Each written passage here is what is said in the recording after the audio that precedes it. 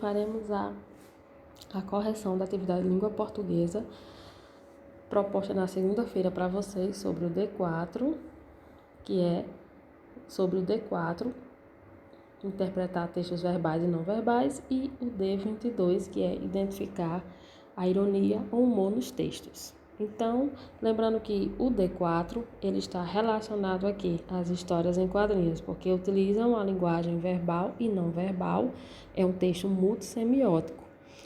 E também a história em quadrinho pode também utilizar apenas uma linguagem não verbal para compor o seu sentido. Então, quem quiser rever novamente, revisar novamente essas aulas, vocês podem acessar, né, no Google Class, que estão todas lá. Postei na segunda-feira para que vocês pudessem revisar, então podem revisar, pessoal, quantas vezes forem necessárias. Então, sobre esses dois descritores, sobre o conteúdo das histórias em quadrinhos, eu coloquei 4 questões para que vocês pudessem praticá-las, certo?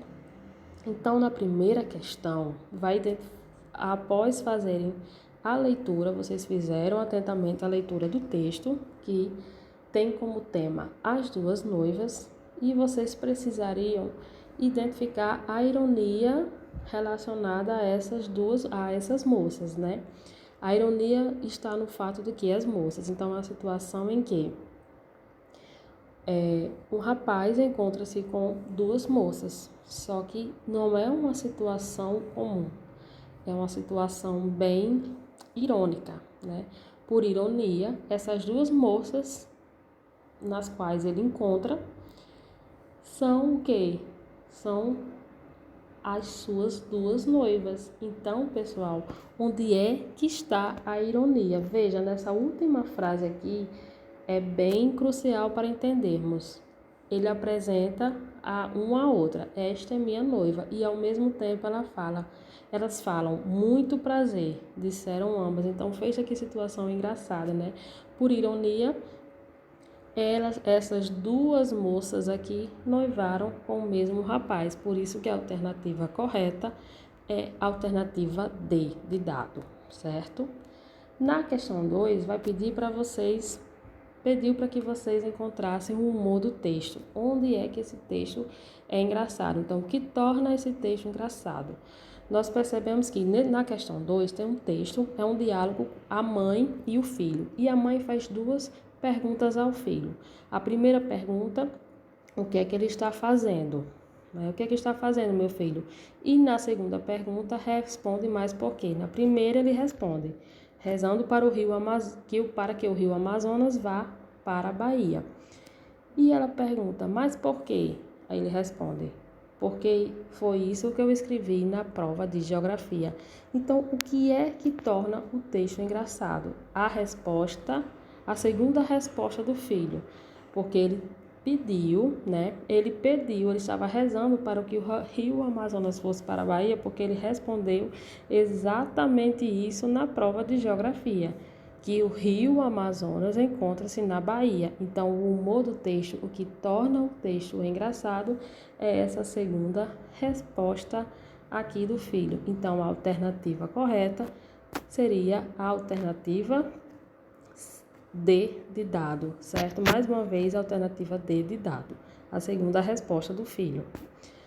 Na questão 3, que eu coloquei a 4, mas a questão 3, trabalha o quê? O descritor 4, né, pessoal? A questão 3, ela vai trabalhar o descritor 4, que é a questão de interpretar textos verbais e não verbais que articulam elementos verbais e não verbais. Então, vocês fariam a leitura atenta dessa tirinha aqui e vocês precisariam saber o que é que essa frase aqui do segundo quadrinho que Chico Bento fala indica. Então, qual é a frase? Zé da Roça, não é assim?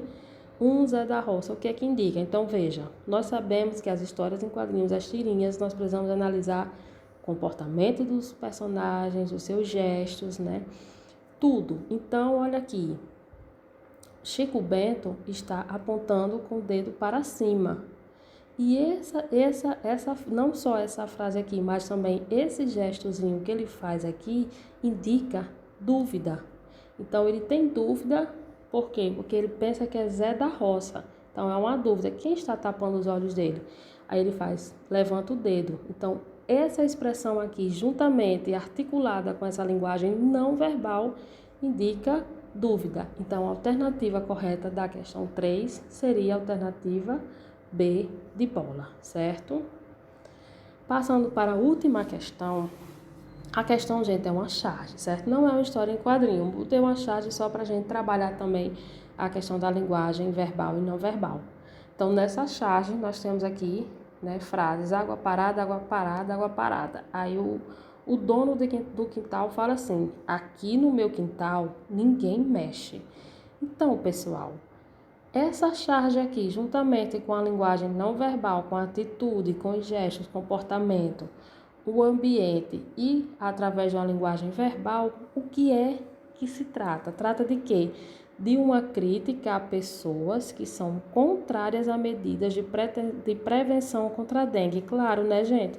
Olha, se aqui tem água parada até na cabeça dele e ele diz que aqui no quintal dele ninguém mexe, então ele é uma pessoa totalmente contrária à prevenção da dengue, não é? As medidas de prevenção contra a dengue. Então, a crítica a essas pessoas, porque tem muitas pessoas que sabem que devem adotar algumas medidas para prevenir, para a prevenção contra a dengue e simplesmente não fazem, ignoram. Então, isso é uma crítica a essas pessoas que são contrárias às medidas de prevenção contra a dengue. Então, pessoal, revejam, se for necessário, revejam essas aulas novamente, certo? Sobre esses descritores.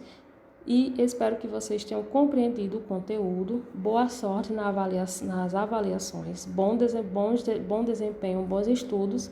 E hoje eu não vou colocar uma atividade nova para que vocês tenham tempo de estudar para a avaliação de língua portuguesa, como também para as demais avaliações, tá certo? Então, hoje vamos ficar apenas com a correção dessa atividade. Um forte abraço, fiquem com Deus e até a próxima.